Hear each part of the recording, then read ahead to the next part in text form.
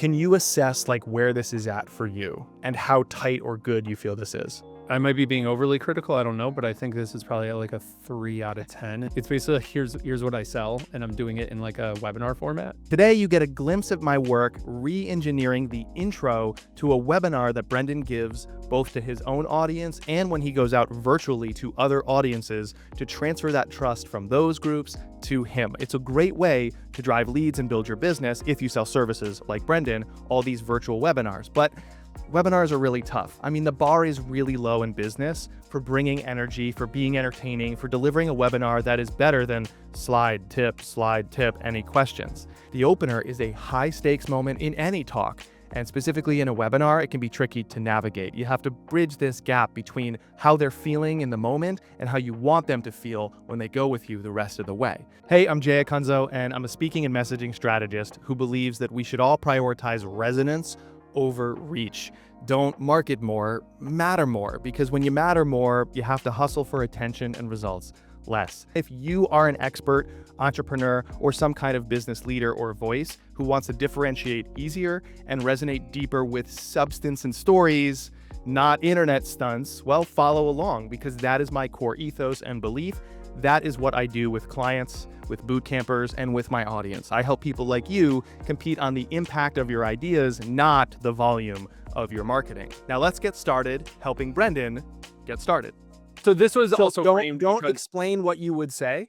Say it. So we are now at a webinar, and I want you to go with the talk track you'd normally go with. So like, welcome to stage, everybody. Not only does he have the best hat, facial hair, head hair combination like in SaaS, in marketing. I mean, you're in for a real treat just looking at the guy, but you also have this wealth of knowledge. You should follow him on LinkedIn. He's exceptional at what he does. He's the founder of Growth Sprints, where he works with SaaS companies who are well past product market fit, and he helps them really accelerate their growth into the stratosphere.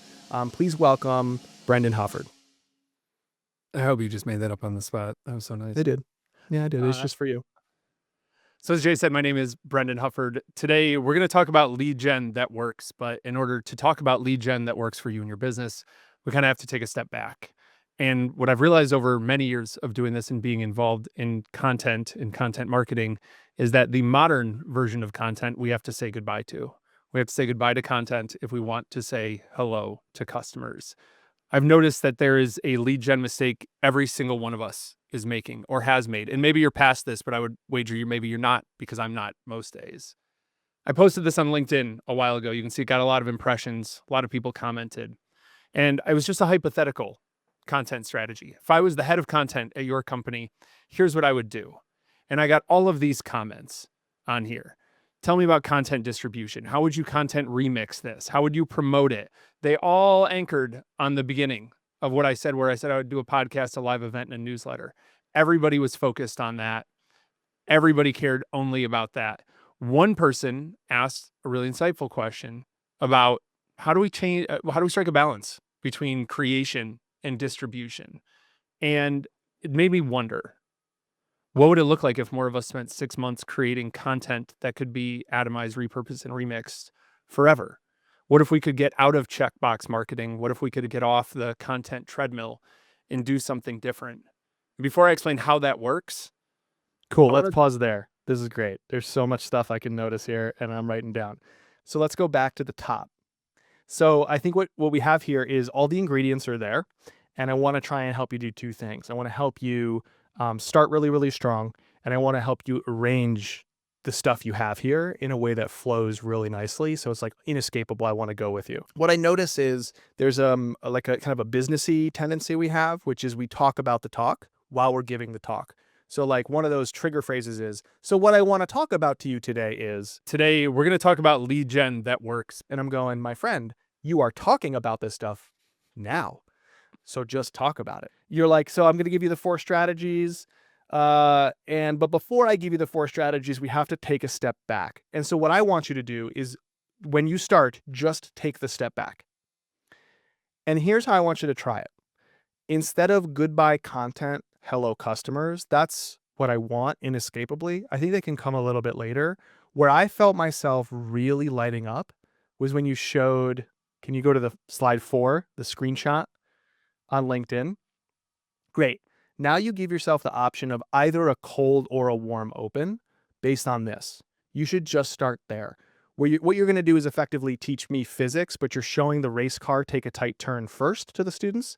Then you're like, how did it not just fly straight into the crowd?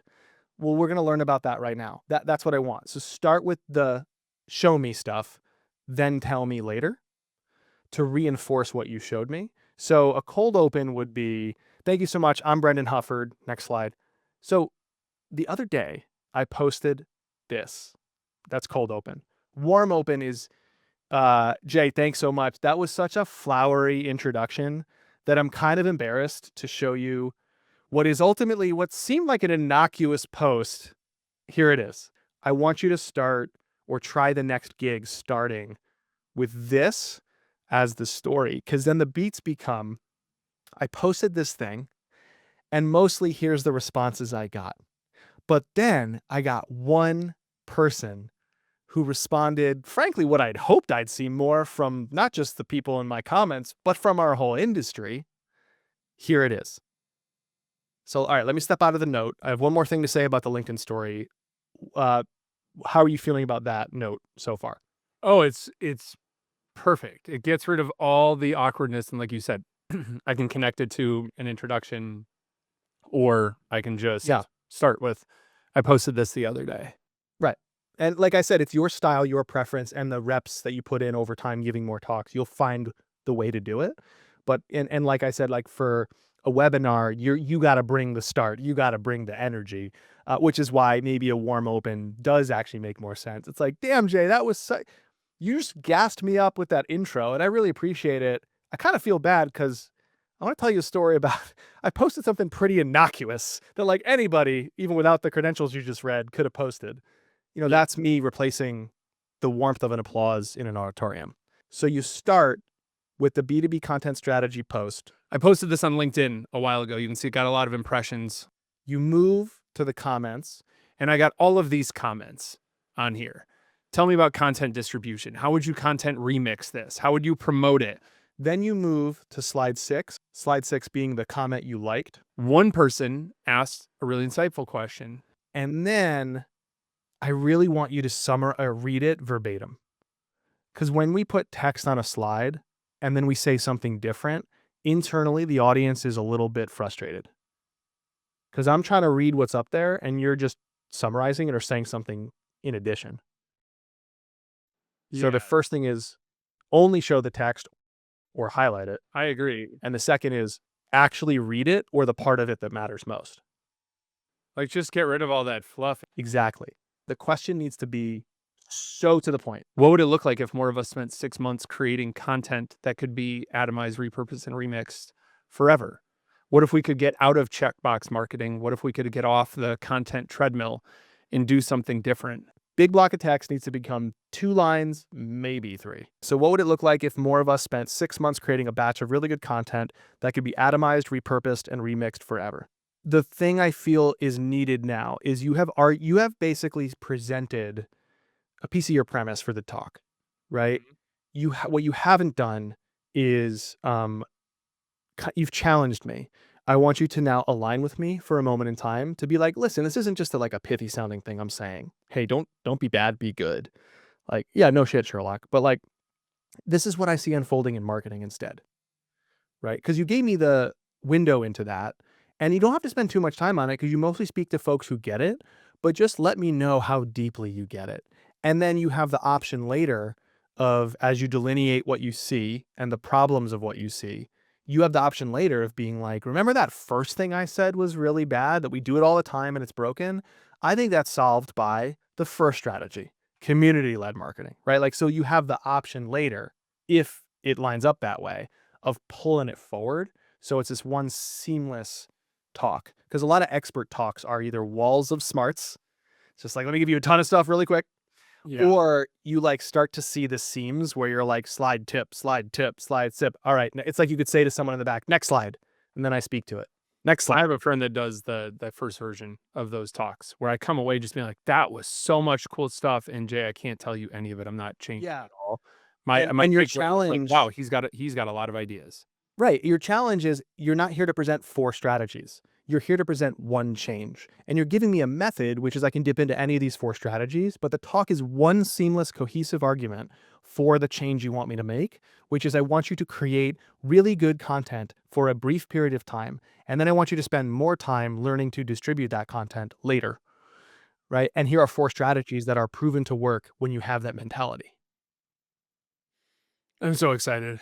This is great. I really am. I really am. This was a thing that I didn't have before right now. I just had yelling slides at you with a lot of energy. And people were like, that was great. And I was like, that's just because I'm really intense. I appreciate it. This was wonderful. Thank you so much.